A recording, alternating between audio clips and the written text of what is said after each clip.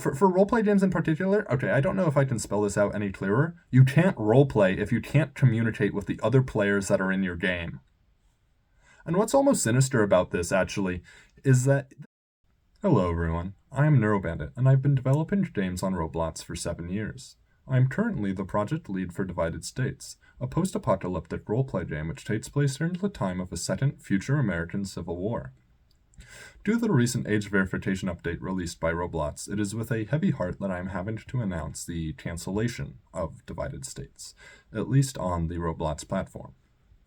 I find this update to be wholly ineffective in increasing child safety. I actually find it to be counterproductive on that matter. And it's had horrible game-breaking side consequences, which has doomed not only my game, but also millions of others.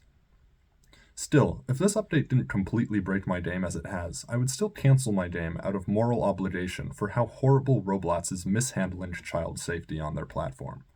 Roleplay games across Roblox are seeing record low player counts and essentially zero new players. The roleplay genre as we know it, the same genre that just 2 weeks ago was flourishing and vibrant, is dead, and it is wholly because of this update. This genre on Roblox is, or at least was, absolutely massive, and was home to many creative subgenres and games, from medieval-style fantasy to cyberpunk to Twilight-style vampires to Mad Max-style dystopia. It has been a quintessential part of the platform for decades, and I think it's safe to say that nearly every Roblox player ever has participated in it. It's also one of the last few genres on this platform that has remained a bastion of positive, inspiring gameplay. These games actually drove the creativity of each player, and encourages them to participate in storytelling and expressing themselves in a way that feels special and personal. It is alarming and extremely telling that Roblox has decided to sacrifice such a cornerstone of their platform for shareholder satisfaction and, seemingly, to bypass government scrutiny without actually making their platform safer for the children this claims to protect. I've made it clear that this update is a death sentence for such games, but not why, so let me explain. What it does is disable chatting for players by default. You just can't talk to other players on Roblox, period. And it forces them, keep in mind we're talking about mostly minors here, it forces them to undergo an age verification process in which you have to look at your screen and tilt your head from left to right as a third-party AI guesses what your age is in order to allow you to chat. And by the way, the company behind this AI is currently being sued over its privacy policy and data handling, so that's a good thing to keep in mind as you send over multiple angels of your own or your child's face over to them. As gross of a violation that is, that's actually way beside my point today. The reason this is so damning for my game and the millions like it, the millions and millions of roleplay games, is because whichever age group the AI determines you belong in is the only age group you're allowed to chat with. That is, the only age group that you're allowed to receive and send chats from and to. You did it. If you're over 2 or 3 years apart in age of another player, you won't be able to see their messages at all. Roleplay games are, at their core, entirely text-based, and it grows a following of all ages. Every character's action, every line of dialogue, every dungeon master announcement is typed through Roblox's chat system. To automatically disable that for every single person and then proceed to segregate each person who wants to chat into tight age groupings is actually insane on so many levels. But, I mean, for roleplay games in particular, okay, I don't know if I can spell this out any clearer. You can't roleplay if you can't communicate with the other players that are in your game. And what's almost sinister about this, actually, is that this entirely wipes out the new generation of players. Younger people who join a certain game or subgenre and are less experienced. They don't know the universe. They don't know the lore, how to appropriately act in line with the theme and setting, and so on. As they roleplay with experienced players of the game, they mature and understand the lore more and create a character with more depth, in line with the knowledge they learned by interacting with other players. I can't highlight that part enough. The tradition, the culture, the customs of these games are passed down from player to player. That process is completely out the window now. The default these players come into these games with is a complete wall between them and others without verification. And since the inexperienced players are almost always younger, and if they do verify to chat, they can only interact with other new players who also have no idea what they're doing. So there's no growth. There's no new generation to keep the torch running because all of that knowledge is lost. Okay. Water break.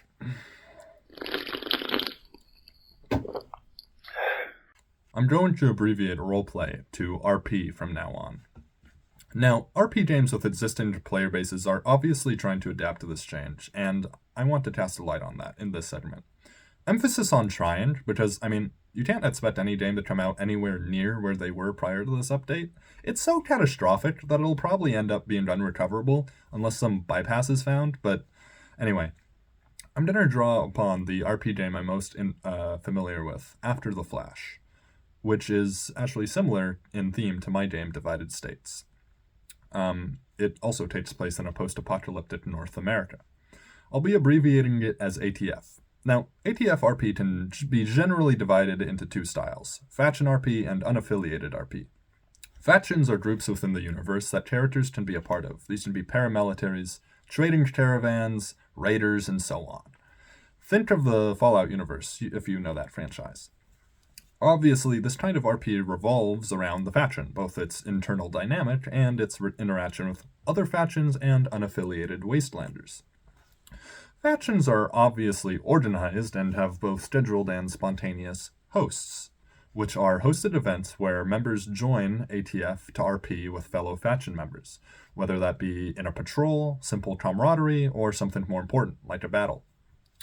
These hosts are where most of the activity lies, given factions' organized nature. Now, how are these factions supposed to conduct hosts when half of the members in their attendance can't read each other's messages? What they've had to do is forcibly segregate hosts by age group, and make members clearly mark how old they are to be appropriately categorized. You can see why this is dangerous, and I'll get back to this later. But obviously, this severely reduces host sizes and limits growth within factions, as once again, younger members are usually lower ranked and cannot be mentored by those older. Which brings me to the other style of RP, unaffiliated. This is composed of civilians with no direct ties or involvement in factions. These RPers are entirely decentralized to each individual or friend group, and it really is just a pure game of chance for them whether the fellow RPers they stumble upon in the game can chat with them or not.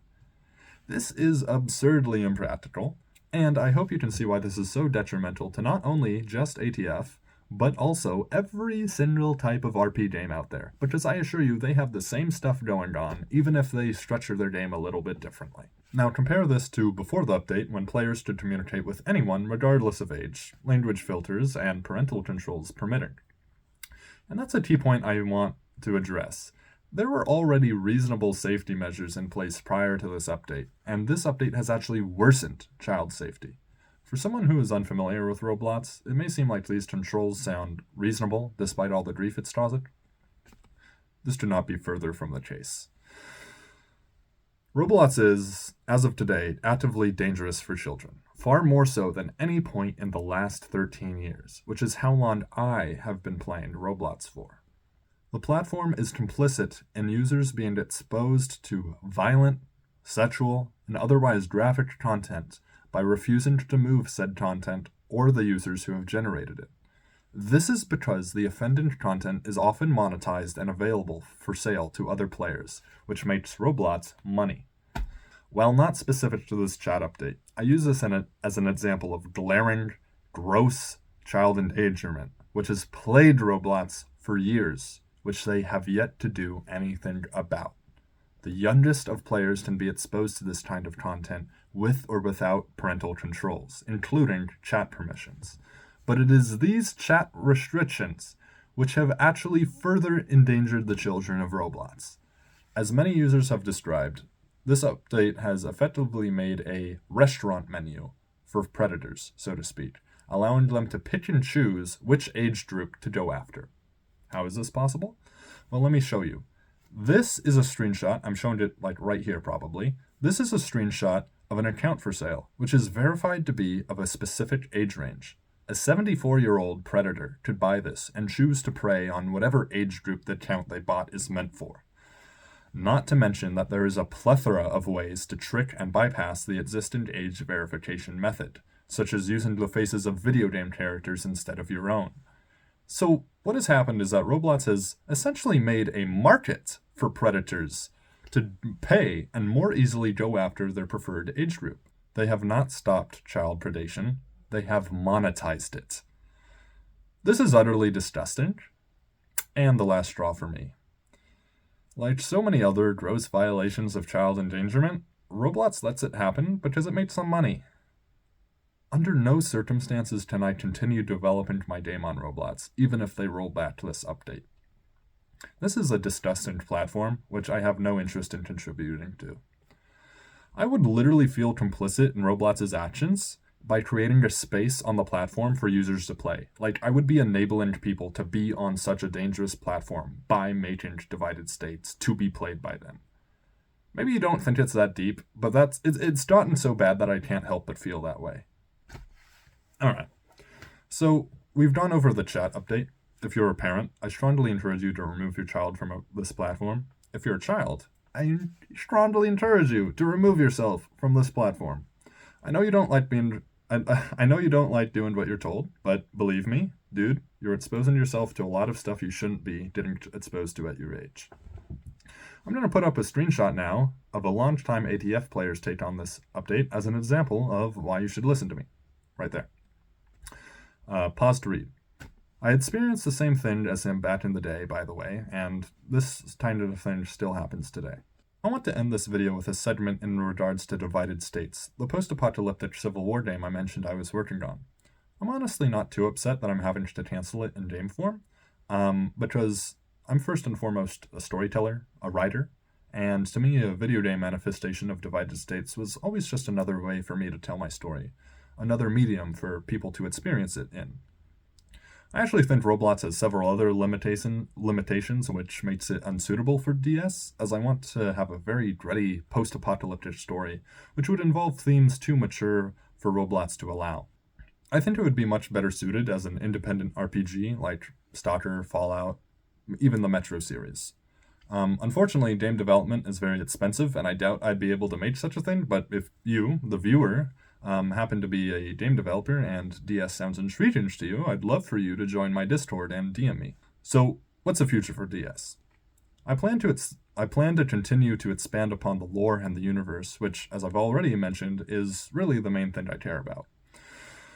I will still likely use Roblox to make video stories within DS's universe, like I have previously with Christmas Conflict, the Richmond Massacre, and so on.